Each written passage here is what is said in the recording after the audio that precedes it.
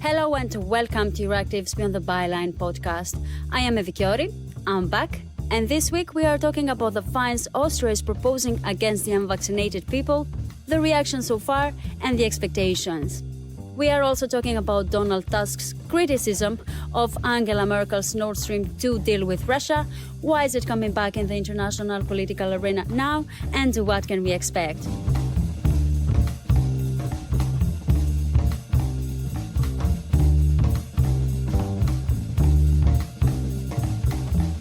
The Austrian government is proposing to fine €7,200 residents who refuse to get their COVID-19 jab from February. To hear more on this story, I'm joined by EURACTIV's Oliver Noyan. So, Oliver, Austria, which has been one of the countries with the most strict measures against the new wave of the COVID-19 pandemic, wants now to introduce another measure to convince the unvaccinated population to get the vaccine. What is the story with that, and what is the Austrian government proposing exactly? At the moment, it's of course just a draft proposal, but what they will want to do is they will introduce compulsory vaccinations at the start of February, as things stand right now. And of course, the huge discussion in Austria was how are you bringing people to get the actual vaccination, even if it's compulsory.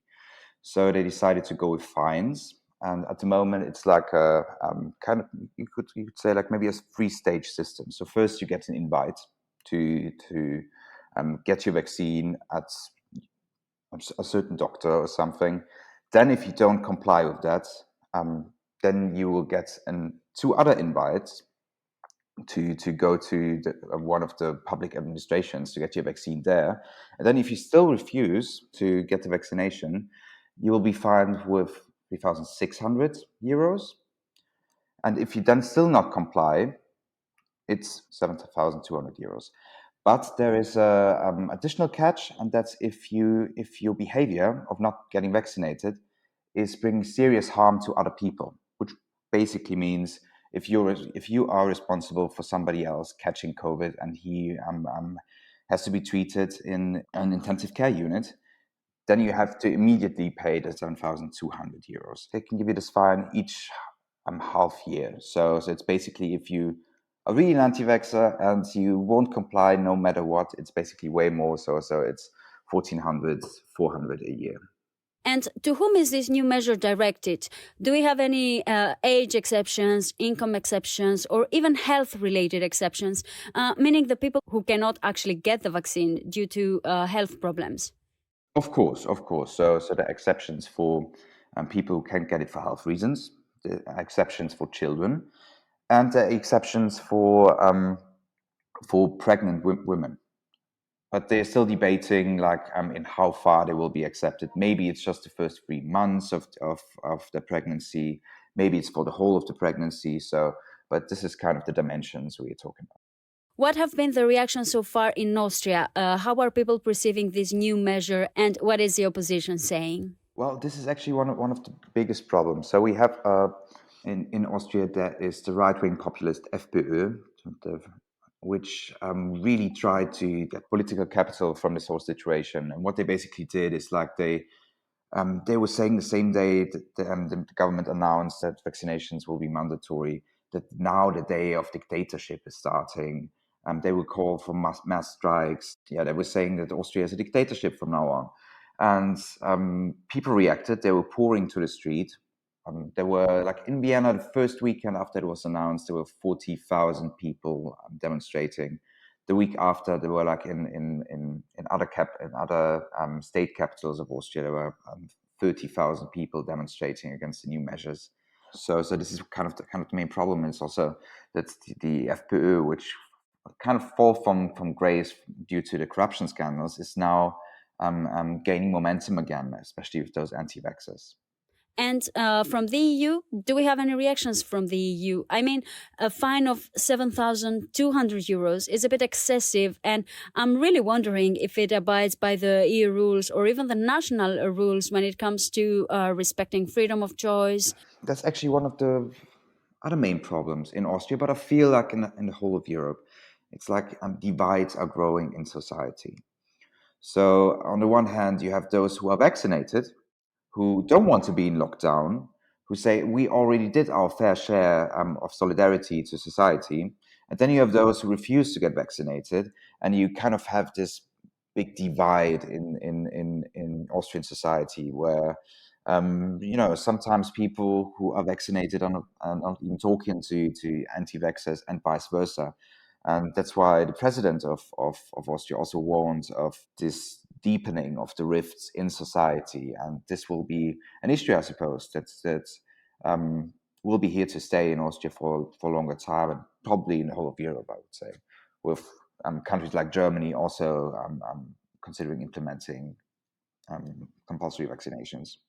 Now, Austria is not the only country that proposes fines for unvaccinated people. Greece wants to make COVID vaccinations mandatory for people aged 60 and over. That's why the Greek Prime Minister Kyriakos Mitsotakis said that fines of €100 will be imposed at monthly intervals from mid-January on those who refuse to get the vaccines.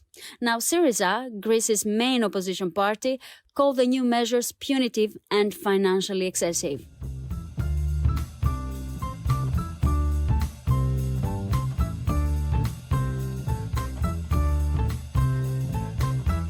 And from the COVID-19 fines, we are going to Poland, where the former president of the European Council, Donald Tusk, criticized Angela Merkel's Nord Stream 2 deal with Russia. To shed some light on this story, I spoke with Piotr Kaczynski, expert of the Bronislaw Geremek Foundation in Warsaw. So, Piotr, it seems that we have a new beef going on the international political arena, this time between Donald Tusk and Angela Merkel. In one of your articles on EURACTIV.com, you are mentioning that the former president of the European Council criticized and said more or less that the Nord Stream 2 gas pipeline is Merkel's biggest mistake. How come, and what did he actually mean by that? Donald Tusk said that it was the biggest mistake of the outgoing chancellor, also that she admitted to him in one of the conversations that it was a result of a massive lobbying taking place in Germany. All of it should be interpreted in the current context. Angela Merkel is retiring. There is a new government in Berlin. And this new government in Berlin is facing a number of questions, and one of them is Nord Stream 2. So there is an opposition to it, and there's an opposition to it in a number of places. Poland is one of them; it's not the only one. And clearly there is an ongoing push towards the new government to reverse the previous decisions. And the current situation is such that the German regulator put it on hold. So the fight is on, if you like, about the Nord Stream 2, what will happen to it. It seems like Donald Tusk shared a specific vision for the European Union when he was still in action, and that vision was slightly different, let's say, from Angela Merkel's. Why is he mentioning the Nord Stream deal now? If you think about the pipes, it's not that the pipe is built and therefore we just wait for it to start because it's been built. There's a number of pipes that are under North Sea right now we are now discussing about their future, because they were piping oil, they were piping gas in the past, and now maybe they will be piping hydrogen, maybe something else, I don't know. But there is a discussion about it, and therefore to have infrastructure, we should separate it with what goes through the pipeline, or if anything goes through that pipeline, or if anything should go through this pipeline. And that is the kind of debate. I think there's a wide consensus between Brussels and a number of capitals, not all capitals, but a number of capitals, that this entire endeavor about Nord Stream 2 has been a wild violation of how we should deal with situations when we have conflict of national interests. In great majority of situations, if we have conflict of national interests in the European Union between member states, those are difficult matters, difficult situations. We respect one another, and we are not going to have relationship with a third country before we have relations with ourselves within the European Union. So we first put family, if you prefer, before we talk to people outside of it. And this is true for Turkey. This is even true for the United States in so many accounts. And then it was not true for Germany talking to Russia about Nord Stream 2. And this is why this is a case when the biggest of member states went against the spirit of how things should be done in the European Union. They did not clear the worries of some of the member states. Well, from what I understand, you're saying that Merkel put Germany's interests first instead of following the same line the EU is following when it comes to Russia. That's what I'm saying, but I'm also saying that it's not clear what the German interests are, because this is actually a very important debate within Germany as well, that it is much more sophisticated than in some of the other member states, is that there's no clear understanding of what the German interest is. This was a result, Nord Stream 2, of a significant lobby. And this lobby mechanism that happened kind of overtaken the debate about the national interest. This should be read in a wider context of closing the nuclear power plants and the coal plants in Germany.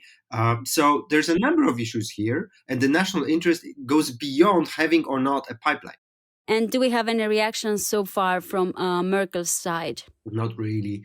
This is a truly lame duck situation for Angela Merkel, where she is on her way out. We clearly have a new government coming in, and she's leaving it to the next generation of German leaders. And that's probably correct way to deal with the situation. And the other end, that's another situation we may discuss, that is the situation in the EPP, where we have a crisis in CDU post-elections, and the kind of replacements for Angela Merkel as the leader of CDU in Germany did not work out well. So CDU needs a new leader yet again. And this is a very important decision for the CDU. And here, the criticism of the president of EPP, European People's Party, Donald Tusk, is quite significant and should be quite telling about the criticism that the CDU gets over Nord Stream 2 within their political family. And that is something also interesting. But it also shows you that there's another fight in all of this. That is the fight for Poland's fate and Poland's future. And it is about the position of the Polish opposition. Therefore, Tusk tries to be credible in his criticism over Nord Stream 2, try to win the argument on the local Polish market with the Polish government. Well, thank you, Piotr. And our time is up for this week. I am Evi Kiori, and this was EURACTIV's Beyond the Byline podcast. We will be back on your feed next week. Until then, visit EURACTIV.com, subscribe to our podcast newsletter, and don't forget to listen to this podcast on your favorite podcast app. Thank you for listening.